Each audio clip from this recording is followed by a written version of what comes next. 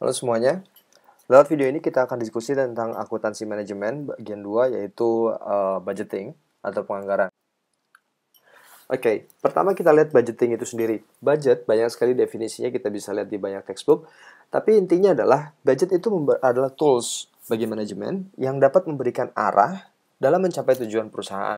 Nah, fungsi budgeting itu sendiri bisa terlihat dari beberapa tahapan dalam siklus dari sebuah perusahaan.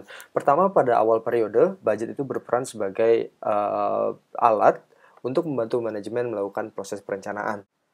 Kemudian ketika periode perusahaan itu berjalan, budget itu memberikan signal kepada manajemen apakah perusahaan sudah berjalan ke arah yang ditentukan pada awal periode tersebut.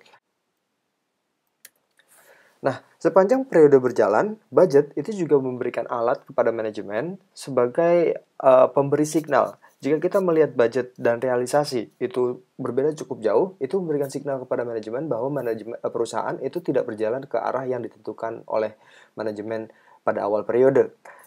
Oleh karena itu, manajemen mungkin bisa melakukan berbagai kegiatan untuk mendirect atau mengkoordinasikan antar divisi atau antar kegiatan lain supaya kembali perusahaan itu ke arah yang sudah ditentukan. Pada akhir periode, manajemen itu juga bisa menggunakan budget sebagai sarana untuk memotivasi dan melakukan evaluasi. Motivasi dalam hal ketika budget dan realisasi digunakan sebagai tolak ukur untuk memberikan remunerasi kepada karyawan contohnya.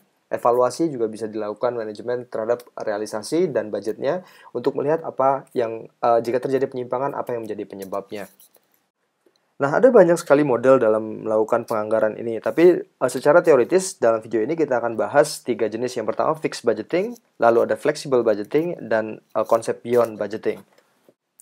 Oke, yang pertama adalah fixed budgeting. Fixed budgeting ini adalah sebuah konsep penganggaran di mana biasanya digunakan untuk menganggarkan biaya yang dalam satu periode itu jumlahnya tetap dan tidak bergantung terhadap kapasitas produksi perusahaan.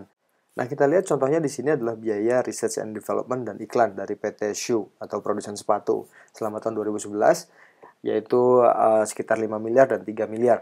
Nah, ini penganggaran seperti ini disebut fixed budgeting dan memang digunakan untuk biaya yang sifatnya tetap. Yang kedua yaitu flexible budgeting. Flexible budgeting ini adalah perencanaan biaya yang digunakan biasanya untuk biaya-biaya yang bisa berubah tergantung terhadap tingkat produksi atau penjualan daripada perusahaan. Contohnya kalau tadi kita balik lagi ke PT Shoe, itu ada biaya material, upah, komisi penjualan yang biasanya jumlahnya itu akan bergantung kepada tingkat penjualan atau produksi dari perusahaan tersebut. Nah, sekarang kita lihat item-item biaya yang sifatnya variabel dari PT Shoe.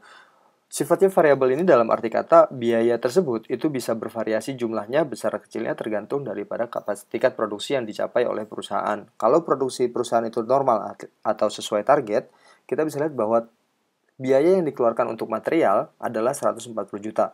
Kalau produksinya bertambah, maka biayanya juga bertambah. Kalau produksinya berkurang, biaya yang dianggarkan juga berkurang. Nah, ini berlaku bukan hanya untuk material, tapi upah, komisi, dan mungkin biaya-biaya lain yang sifatnya variabel atau berkaitan dengan tingkat penjualan. Inilah yang disebut dengan flexible budgeting. Dan memang biasanya digunakan untuk biaya yang tidak tetap. Nah, ada sebuah konsep yang belakangan ini disuarakan oleh praktisi dan akademis yang disebut beyond budgeting.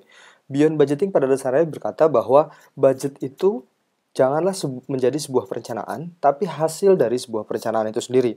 Jadi, beyond budgeting mengkritisi realita yang terjadi di lapangan, di mana budget tahun ini seringkali merupakan cerminan dari budget tahun lalu dengan beberapa modifikasi. Tapi tidak ada aspek-aspek strategis yang dimasukkan ke dalam budget tersebut. Manajemen tidak berpikir aspek-aspek jangka panjang, tapi terlalu fokus terhadap aspek-aspek keuangan dan jangka pendek. Itu tidak jelek, tapi tidak adanya added value di situ membuat bahwa budget itu seakan-akan hanya sebuah alat.